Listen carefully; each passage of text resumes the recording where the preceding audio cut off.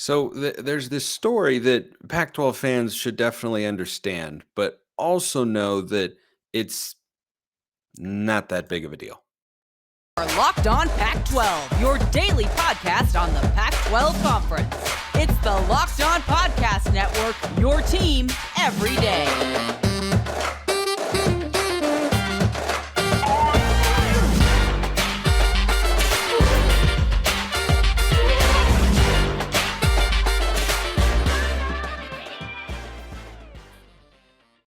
Welcome, everybody, to another episode of Locked On Pac-12. I'm your host, Spencer McLaughlin. Thank you so much for making this your first listen or your first view of the day. Part of the Locked On Podcast Network, your team every day, and your number one source to stay up to date with our media rights free and beloved Conference of Champions. Like, comment, subscribe, please, and thank you wherever you listen to or watch this show. I thank all of you out there who helped us get to 2,500 subs on the YouTube channel. Appreciate all of you and hundreds more subscribed listening on podcasts as well. So this question came in about something that is definitely newsworthy, but also once you kind of dive into the weeds, as I'm going to do here, you realize is really not all that big of a deal. So this question came from MC. I'm disappointed you didn't have Hammer at the end of your name. But if you want a question answered about expansion, about a team, about a player, anything, YouTube comments or on Twitter at Smalls_55 or LO_Pac-12 are the handles over there. DMs and mentions wide open. So for those of you who don't know this particular story, there's been a lot of reporting. John Wilner's done a good job kind of laying this out, as I will attempt to do so here as well, about Comcast basically overpaying for the Pac-12 network for many, many years. So first thing to understand here is these negotiations about dollar figures, ad revenue, viewership, it all gets very, very complex. And I have spent some serious time diving into this. This question came in several days ago, but I wanted to make sure that I got it right and could explain it to you as simply and plainly as possible. So the Pac-12 network, when it was launched back in 2011 or 12, was a revolutionary idea that didn't get executed well in practice because it limited the visibility by not being on DirecTV. But the idea in theory was intriguing, right? The Pac-12 owned the network rather than ESPN or Fox or CBS, owning a portion of it and getting some of the revenue from it. But also operating it and giving you that kind of brand to attach to. The Pac-12 was going to be its own thing. It was going to be its own cable channel, right? And on Xfinity, that's where you see it. Is you scroll through and it's there, just like ESPN, just like Fox. The Pac-12 network is a channel if it's on Xfinity or Sling or wherever. So one of the partners that the Pac-12 network has had for a long time is Xfinity, which is owned by Comcast. So these calculations get made with regards to what the viewership is and how much ad revenue gets charged and how much they pay and all this sort of stuff, and a lot of it kind of gets backlogged to an extent, as in you show an event, but then to gather the actual numbers and hard data and information about what the viewership numbers were, what demographics you hit, how valuable the ad dollars are, all this sort of stuff, that gets kind of calculated at a later point in time. So what happened was the Pac-12 conference, and again, just to be very clear here, because I know that George Kliavkoff is public enemy number one to some of you, at least on YouTube, this was a Larry Scott ordeal that George Kliavkoff, once again, is now having to clean up. So the Pac-12, way back when, thought that Comcast was shorting them on the payments that they owed based on the viewership and demographics and whatnot. And they thought that they were being shorted on those particular payments. So the two sides did not see this issue the same way. And the Pac-12 initiated it. It was Larry Scott in the front office. And by the way, people were fired and there are wrongful termination suits. And there's all this stuff, right? No more negative press of the Pac-12, conference and chaos, right? This sort of stuff is important to understand. But again, as I said, a tad overblown. but worth addressing. And it's honestly kind of fascinating, at least in my view. So the Pac-12 thought Comcast was shorting them on their payments. So the Pac-12 goes out and hires an auditing firm. And then the auditing firm comes in as a neutral third party to assess the situation.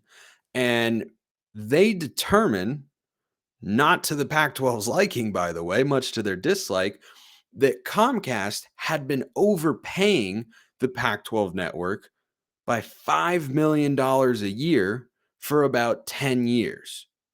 And that money was going to the network, gets partially distributed to the member institutions and whatnot. So the Pac-12 basically said, no, we don't like the result. I think you are wrong in how you have determined that I solved this math problem incorrectly. I'm going to go get the AI machine and I'm going to have AI do it for me. And then the AI spit out the same result as the teacher.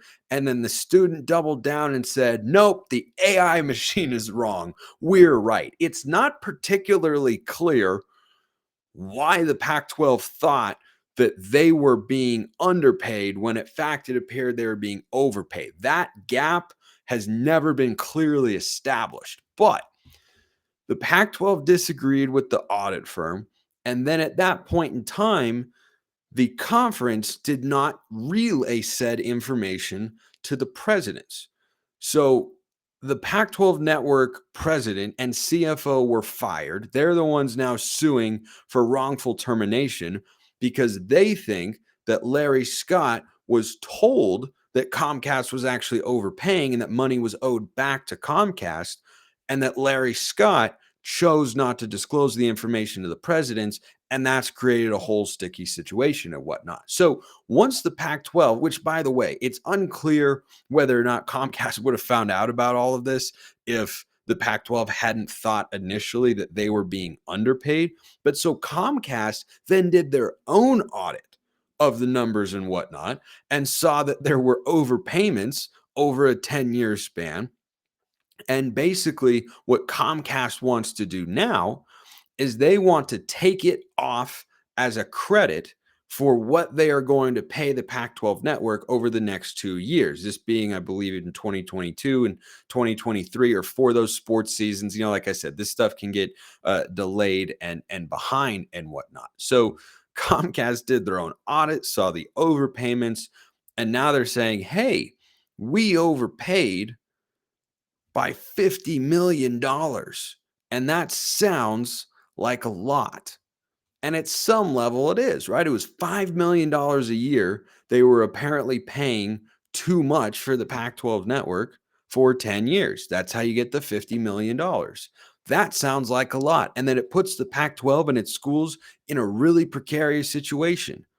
I will tell you why it does not after I tell you why Built Bars are delicious. This whole situation, not particularly tenable.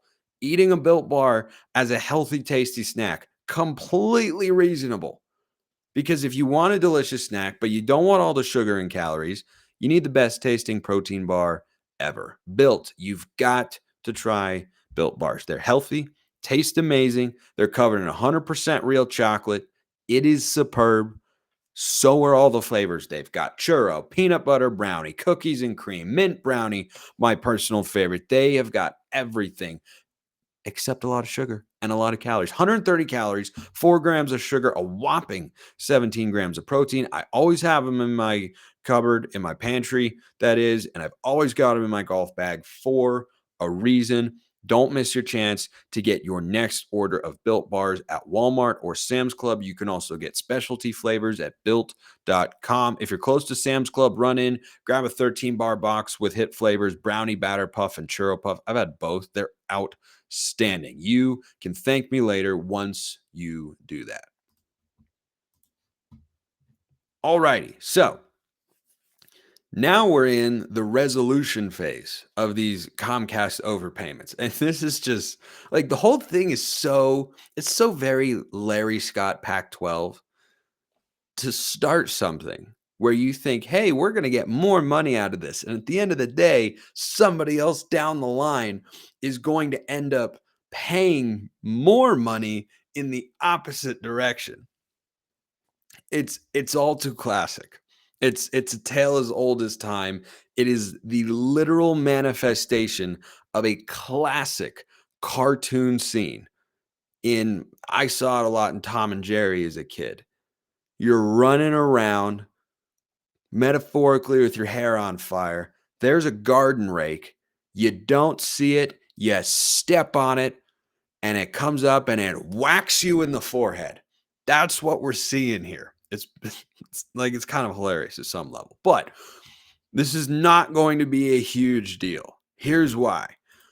$50 million over 2 years. The payments are expected to be made back to Comcast, or they're going to, take them off as a credit and not pay as much to the Pac-12 over the next 2 years. So we're talking about $25 million a year that is not going to be distributed to the universities, which sounds like a lot of money until you realize that that's getting evenly split 12 ways, right?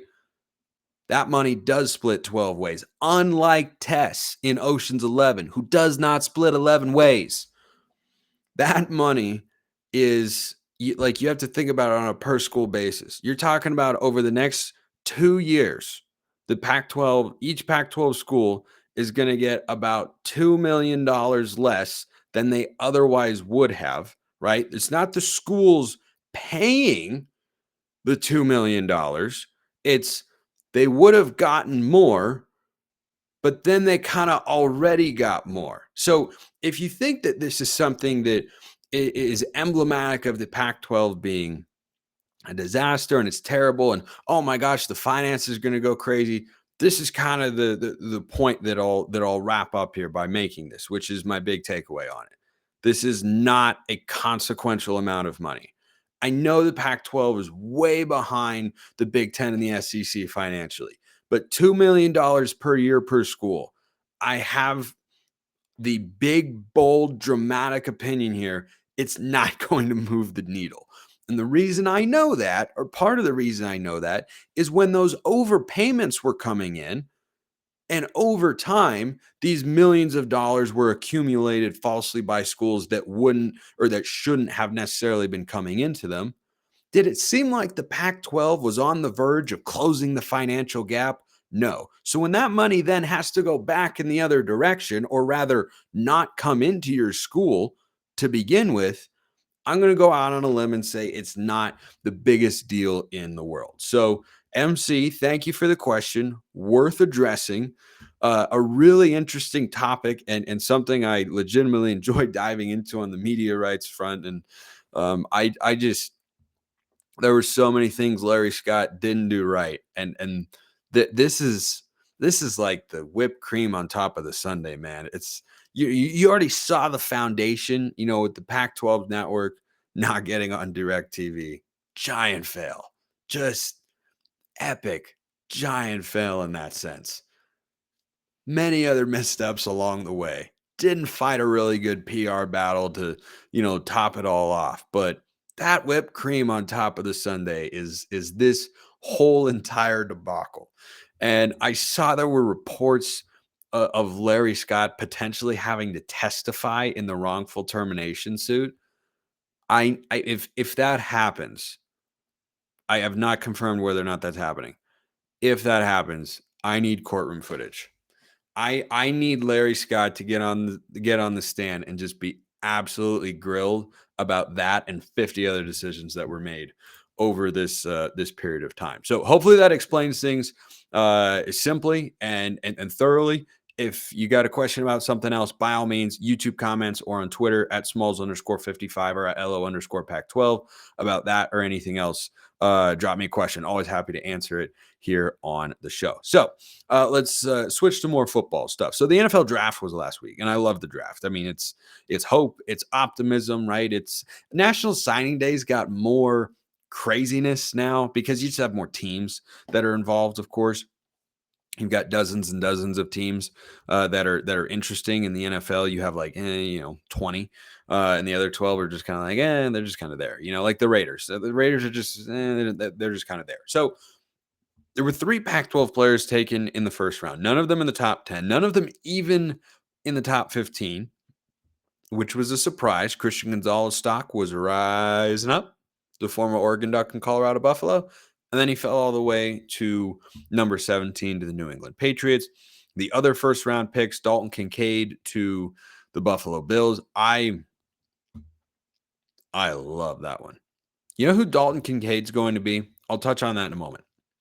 Jordan Addison goes to the Vikings at 24, part of 4 straight receivers taken in the first round, which, welcome to the modern day NFL. But that Dalton Kincaid pick, I think is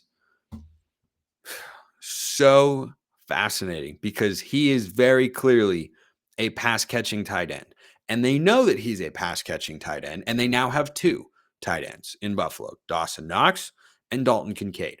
And Kincaid is a guy who reminds me very much of Dallas Goedert. Dallas Goedert, for a long time, was the clear-cut number 2 tight end to Zach Ertz, another Pac-12 guy.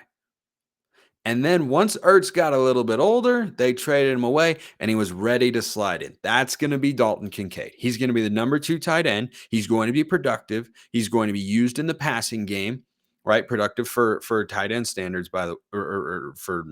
anyway. I didn't say that right. He's going to be productive by a tight end 2 standards anyway. That's what I meant to say the first time. See, a dishonest podcast host would have gone back, edited that out, and made it seem like I got it all right on the first try. I don't roll like that. Just trying to be straight with all of you out there, forever and always. So I think Kincaid can be really good. I think by like year 3, Dalton Kincaid will be a tight end 1 in fantasy football. I don't think he's there in year 1. Maybe not in year 2, but by year 3, Knox is a little bit older. Kincaid's a little bit more refined, gotten a feel for the NFL game. That's the first round pick I have the most excitement about, is what he could become in Buffalo in a pass happy offense, by the way. But the other thing I want to touch on with the NFL draft here is the 27 draftees by the Pac-12 was the lowest amongst the Power 5. Now, there are some programs and fans of some programs out there who belittle the notion that recruiting is the be-all, end-all. Now, is it entirely indicative of whether or not your program is going to be a winning team in a given year? No. Is it indicative of how high your program can go? Yes. 100%, absolutely.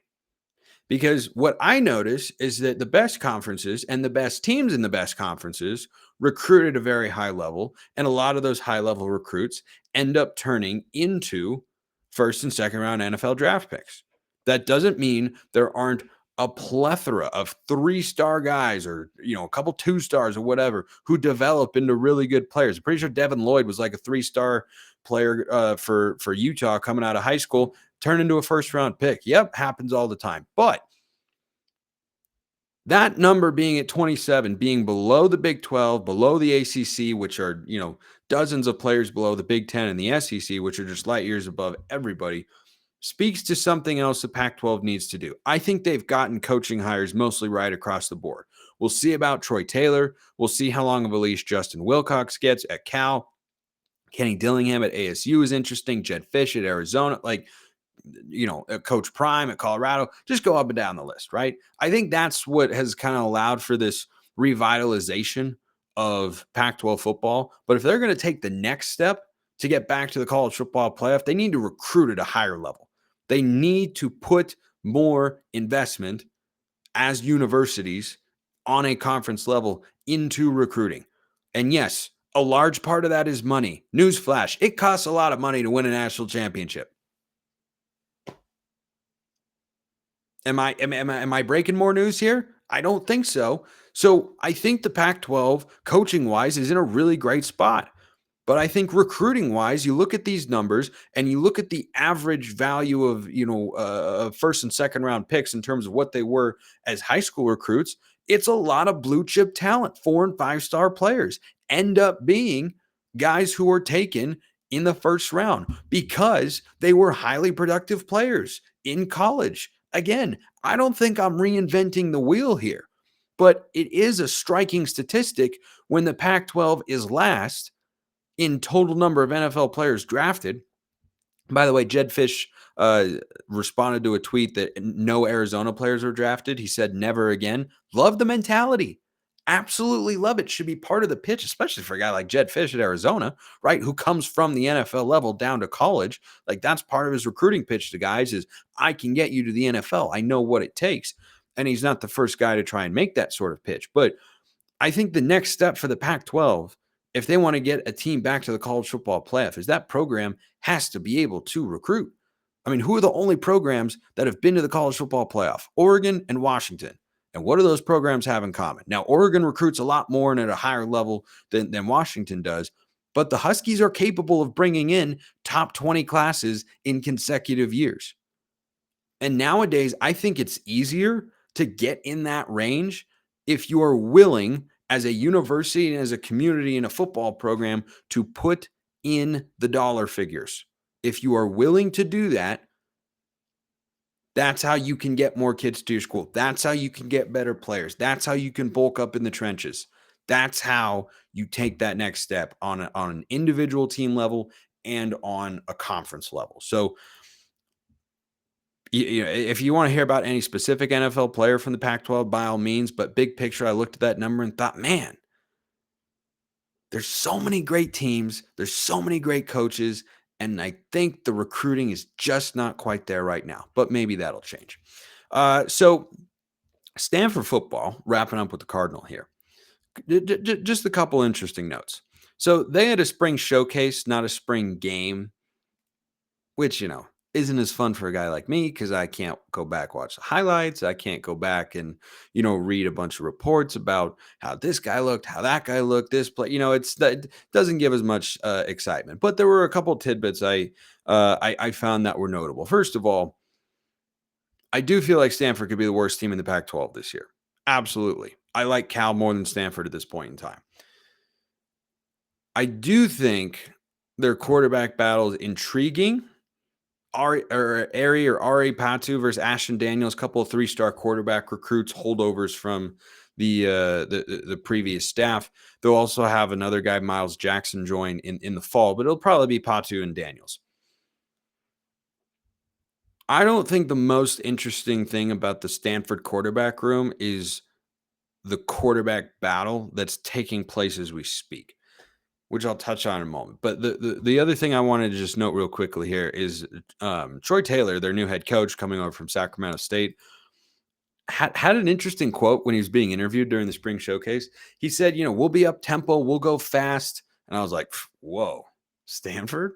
Really? And then he said, quote, we'll huddle as well.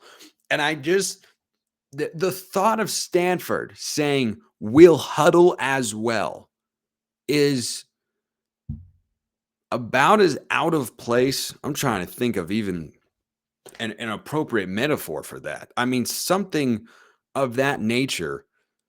That's like Stephen Curry saying, yeah, we'll shoot as well, but we're actually going to be, working on his vertical to get him dunking all the time and playing like Ja Morant. But we'll shoot as well. Like, him for one specific thing. A shifting of the philosophy may be welcome, not in Steph Curry's case. Certainly, I think on Stanford's front. But I just thought it was a funny thing to hear. But the Troy Taylor experiment, you got to give him time. Stanford is not all in on NIL in the transfer portal. And they're at a competitive disadvantage because of it right now. It certainly appears that way.